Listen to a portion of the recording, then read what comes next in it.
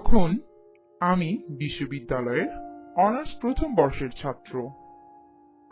আমি ইউনিভার্সিটি থেকে প্রায় 1 কিলোমিটার দূরের একটা একরুমের বাড়িতে ভাড়া থাকি।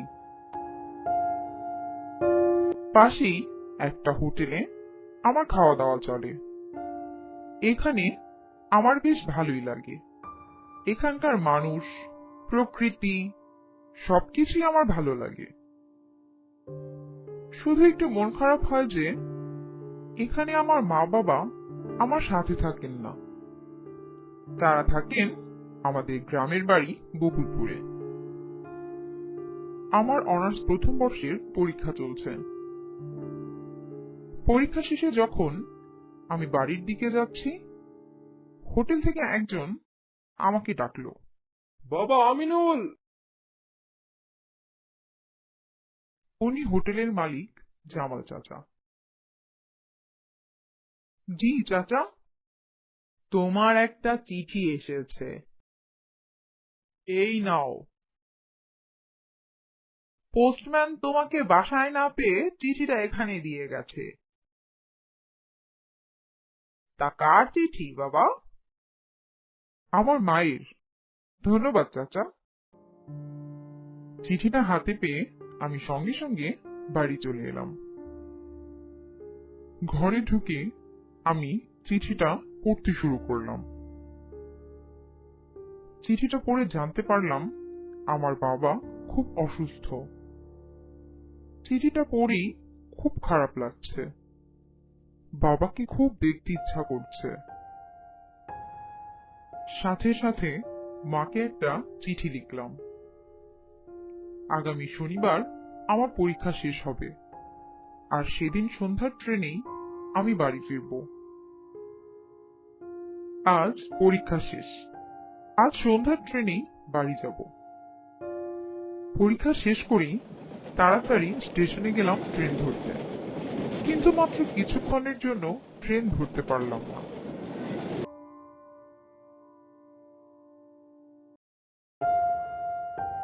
স্টেশন মাস্টার জানালো পরবর্তী ট্রেন রাত 11টায় ছাড়বে।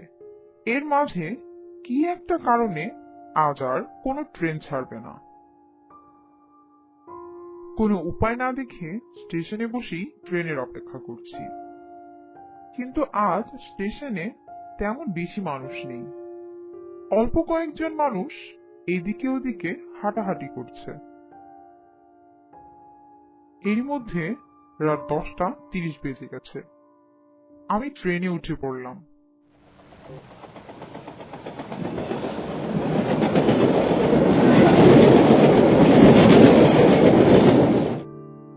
কি আশ্চর্য, এত বড় ট্রেনে মাত্র কয়েকজন মানুষ সফর করছি আমরা। কিছুক্ষণ হলো ট্রেন চলতে শুরু করেছে। ট্রেন চলে এলো পাহাড়তলি স্টেশনে। এই স্টেশনে আমি বাদে ট্রেনে সবাই নেমে পড়ল। ট্রেন আবার চলতে শুরু করলো। কেমন যেন ভয় ভয় লাগছে।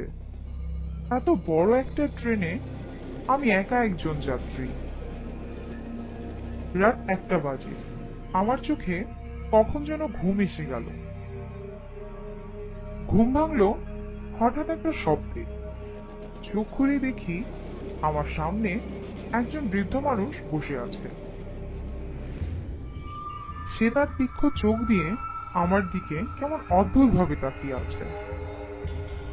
কিন্তু একটু আগে তো ট্রেনে আমি একা ছিলাম। উনি কোথায় ছিলেন? হয়তো কোথাও ছিলেন। এত বড় ট্রেন আমি হয়তো দেখিনি। হঠাৎ করেই লোকটা আমাকে বলল, তুমি কোথায় যাচ্ছ? আমি যাচ্ছি নোয়াপাড়া স্টেশন, সেখান থেকে যাব বকুলপুর গ্রামে।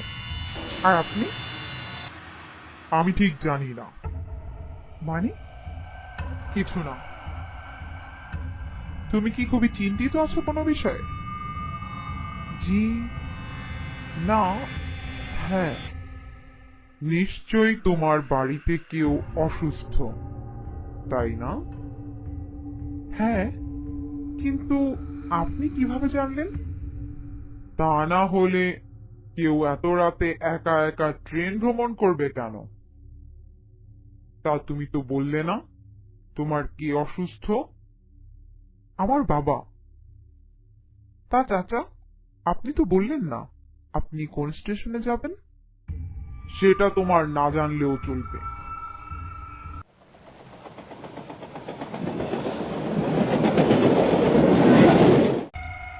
লোকটার অমন পড়া জবাব শুনে আমি একটু ভ্যাবাচ্যাকা হয়ে গেলাম। তারপর দুজনেই চুপ করে বসে রইলাম কিছুক্ষণ। পরবর্তী স্টেশন আসতেই লোকটা নেমে পড়ল, আর আমি এবার একাই রয়ে গেলাম ট্রেনে।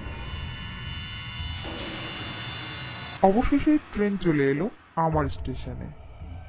স্টেশনে নেমে দেখলাম আমি ছাড়া আর কেউ নেই। আমি একটু এগিয়ে যাওয়ার পর দেখলাম সেই লোকটা এই স্টেশনে এদিকেই আসছে সে। আমি তার সাথে কথা বলার জন্য একটু এগিয়ে গেলাম। আমার দিকে না তাকিয়েই লোকটা চলে গেল। আমি তাকিয়ে দেখলাম স্টেশনের বাইরে চারিদিকে শুধু অন্ধকার আর অন্ধকার। ঝিঝি পোকার ডাক শোনা যাচ্ছে প্রবল ভাবে। এখনো আরো 3 গ্রাম পর আমার গ্রাম বকুলপুর। দিনের বেলায় এখানে রিক্সা পাওয়া যায় না, এত রাতে আমি কিভাবে যাব? এসব চিন্তা করতে করতেই দেখি একজন রিক্সাওয়ালা তার রিক্সা নিয়ে এদিকেই আসছে। এই যে চাচা, বকুলপুর গ্রামে যাবেন? এত রাতে আমি এত দূর যাব না। চলুন না দয়া করে, আমি আপনাকে বেশি ভাড়া দেব। আপনি যত টাকা বলবেন তাই দেব। চলুন না। ঠিক আছে, তাহলে যাব, কিন্তু বকুলপুর পর্যন্ত যেতে পারবো না। তার আগের গ্রাম বেলতলি নামিয়ে দেব, 500 টাকা দিতে হবে। গেলে চলুন। এখন আর কোনো উপায় নেই, এভাবে যত দূর যাওয়া যায় তাই ভালো। এত রাতে যে রিক্সা পাওয়া গেছে তাই অনেক। কি যাবেন না চলে যাব? আরে না না, যাব, চলুন। আপনি আমাকে বেলতলিই নামিয়ে দিন।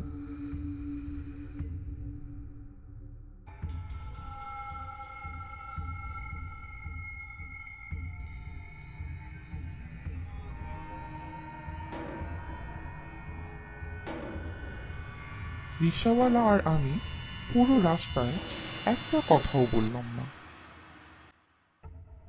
চলুন, নেমে পড়ুন, এসে গেছি বেলতলি। আপনি যদি একটু কষ্ট করে আমাকে বকুলপুর পর্যন্ত পৌঁছে দিতেন অনেক উপকার হতো।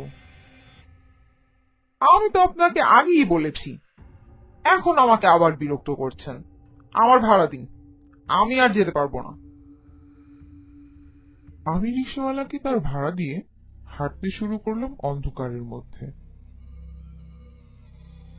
একটু দূর যেতেই দেখলাম দূর থেকে দুইটা লাল চোখ আমার দিকেই আসছে।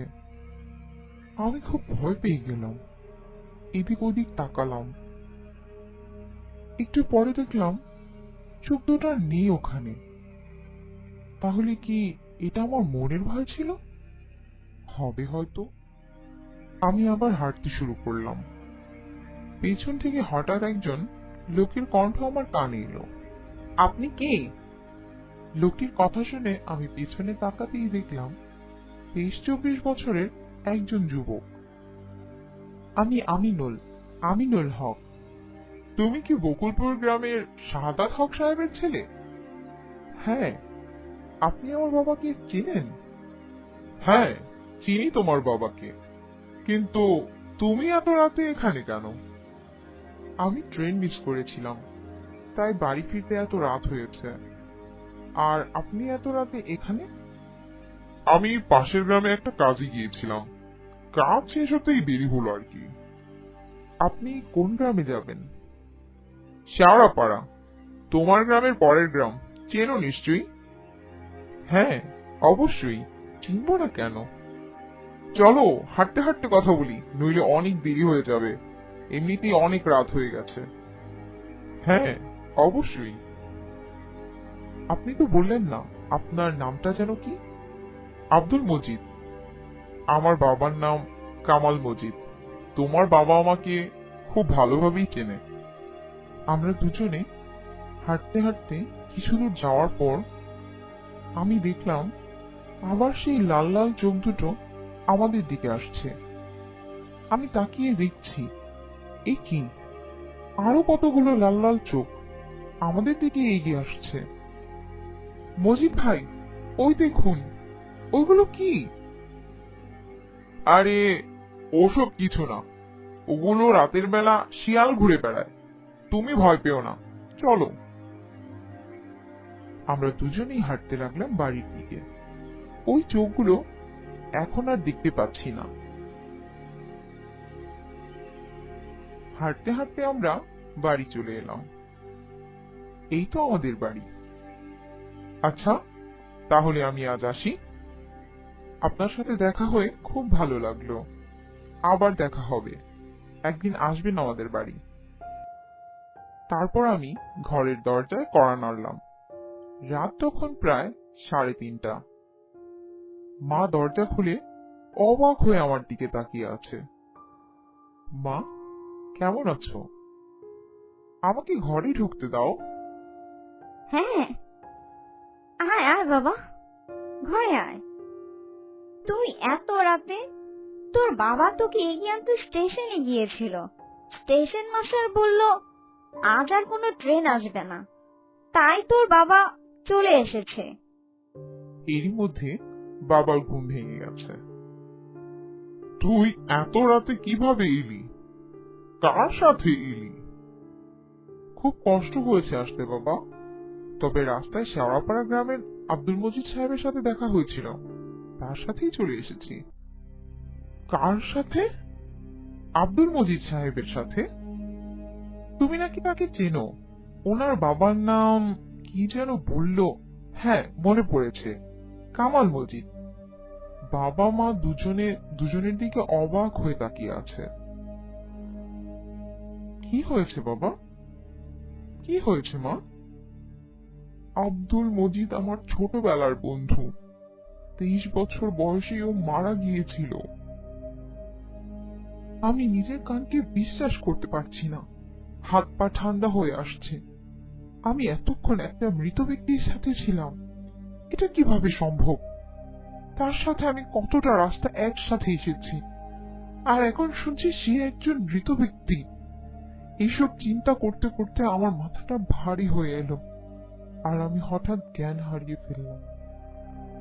যখন আমার জ্ঞান ফিরল, তখন নিজেকে বিছানায় পেলাম, আর মা বাবার সামনে বসে আছে। রাতে আমার সাথে যা যা হয়েছিল সবকিছু আমি মা বাবাকে খুলে বললাম। কাল হয়তো তোর এত বিপদ থেকে তোকে রক্ষা করতে আব্দুল মজিদ এসেছিল। কথাটা বলতে বলতে বাবা কেঁদে ফেলল।